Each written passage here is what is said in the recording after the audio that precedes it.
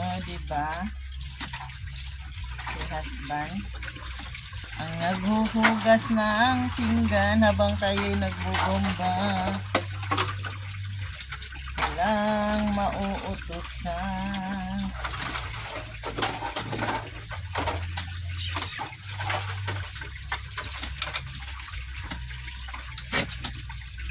Yan, ganitong mangyayari guys kapag malaki na yung mga anak nyo.